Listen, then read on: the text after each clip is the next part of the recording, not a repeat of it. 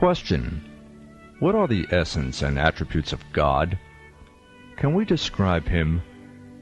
How can we respond to those who ask, why can't we see God? And, given that God created everything, who created God?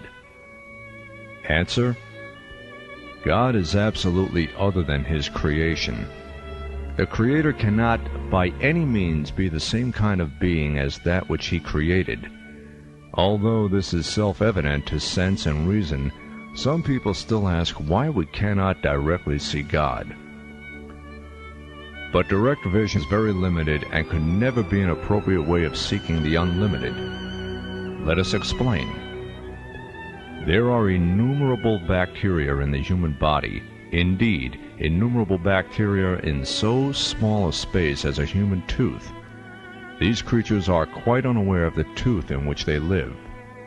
To become aware of it, they would have to somehow situate themselves out of the tooth, and then, through the use of artificial means, they might conceivably obtain some very approximate notion of the dimension, and then, perhaps, of the larger body to which the tooth is attached.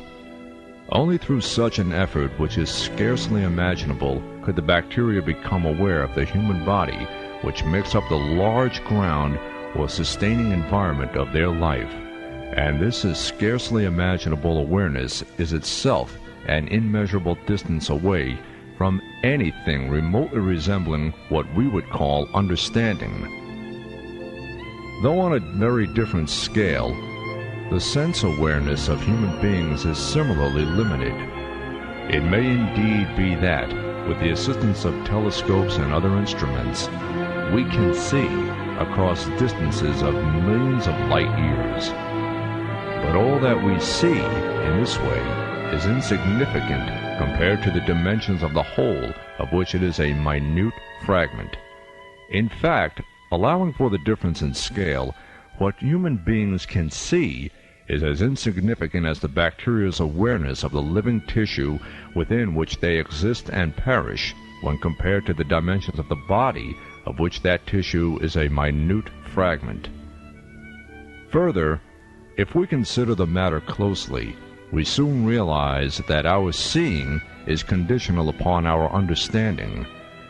We need to have some general ideas about what we see in order to distinguish it and recognize it. If we did not have some idea, however vague at first, of what, for example, a tree is, we should be literally unable to make sense of that object before our eyes which we know as a tree. If our seeing is as limited as it is, and if, even for the objects within creation and within the reach of our seeing or our seeing instruments, we need some general understanding so that we can make sense of what we see, how improper a demand it is, and how absurd a demand to ask why we cannot directly see or directly know the Creator of the whole. We are created beings, that is, finite, limited in our possibilities and our capacities. Only the Creator, God, is infinite. By His mercy, the creation is available to us as the ground or environment within which we exist and perish, strive for understanding and virtue, and seek our salvation. The Prophet Muhammad, peace be upon him, said, "Compared with the seat of honor, the whole universe is as little as a ring thrown upon a desert. Similarly, compared with the throne, the Kursi is as little as a ring thrown upon the desert."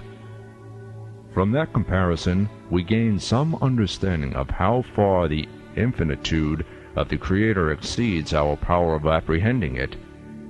How can we even begin to conceive of the reality of the Kursi and the Arsh, from which the Almighty in His infinite majesty sends out His will and command and sustains His creation, let alone begin to conceive of God Himself? Question: why can't we see God? Answer: the Quran teaches, "Vision comprehends Him not, but He comprehends all vision." After the prophet's ascent to the heavens, peace be upon him, his companions asked him if he had seen God. It is reported on the authority of AHBÂR-I that, on one occasion he answered, "What I saw was the light. How do I see him?" And on another occasion he answered, "I have seen a light." These statements clarify the well-known saying, "The light is the limit or veil of God." Between us and God is the light which He created. All that we see by that light, within that light. The light is the ground and environment and the limit of our seeing, and that light shields or veils us from God. In fact, we see but a part of that light of creation.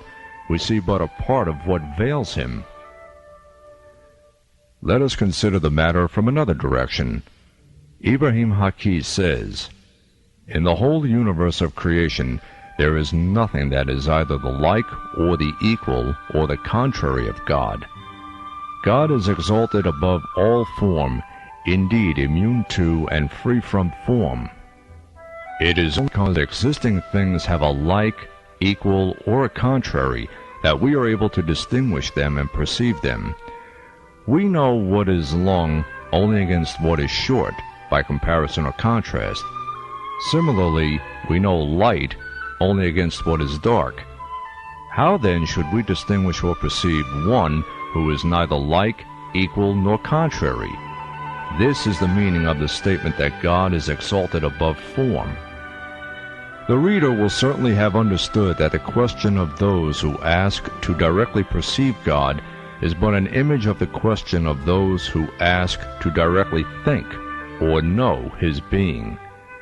But in truth, we can no more think or know His being than we can see Him.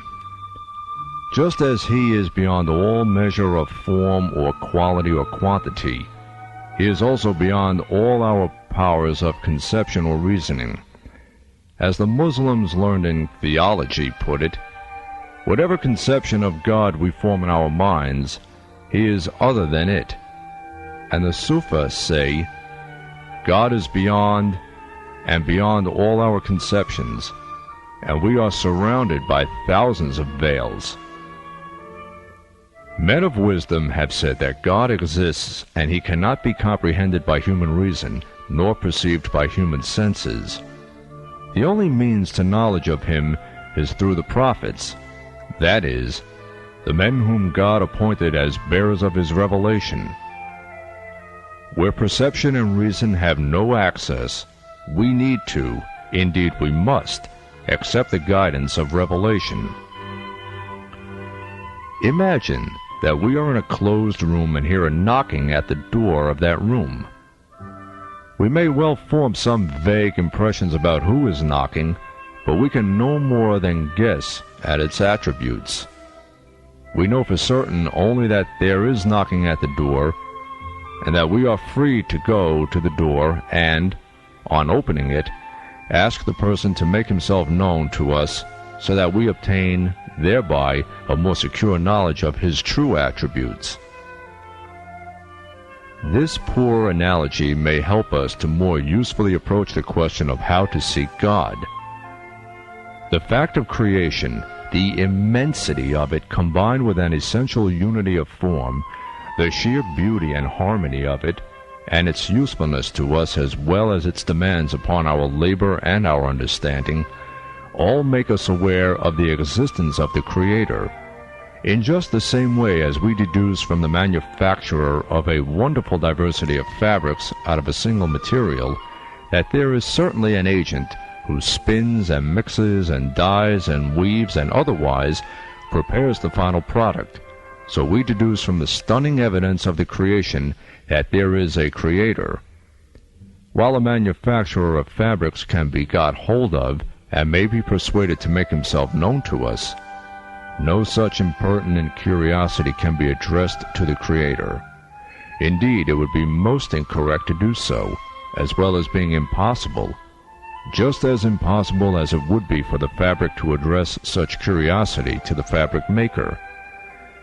Thus, without assistance from the Creator himself, we can get no further than when, hearing the first knocking on the door, we begin to indulge hopelessly vague surmises about who was knocking.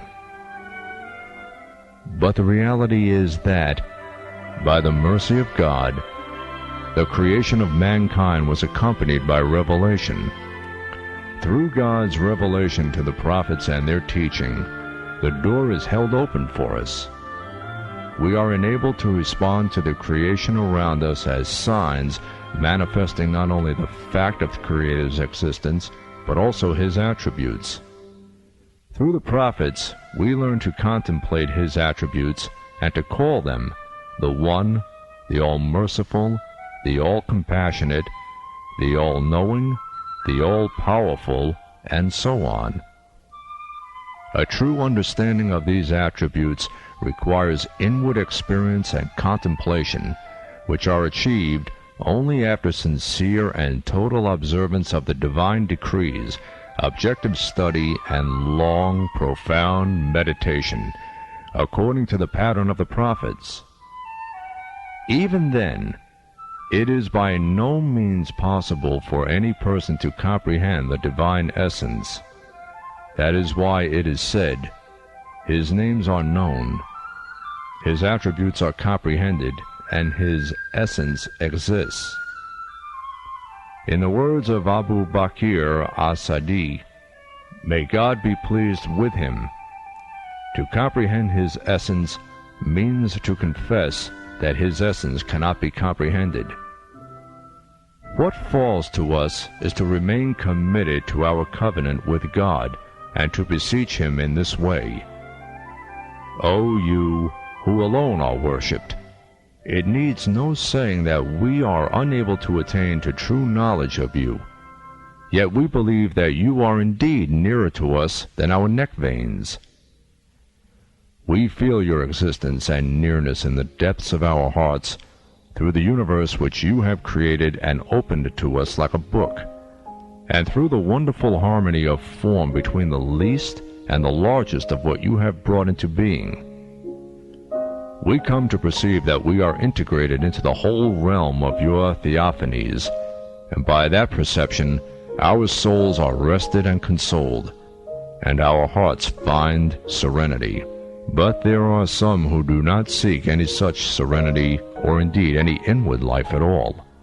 They are of a mechanical turn of mind, and readily fall into a mechanical kind of sophistry which entraps and paralyzes their reason. They ask, given that God created everything, who created God?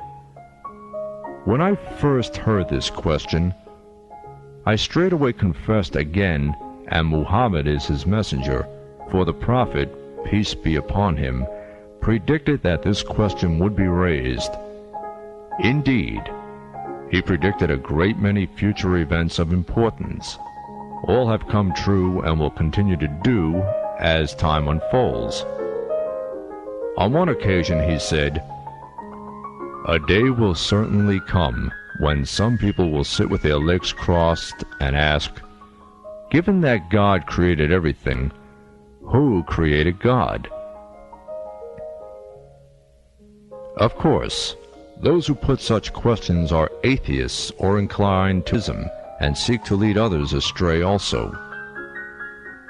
The purpose of their question is to avoid the responsibility owed by a creature to the Creator, to avoid belief and worship.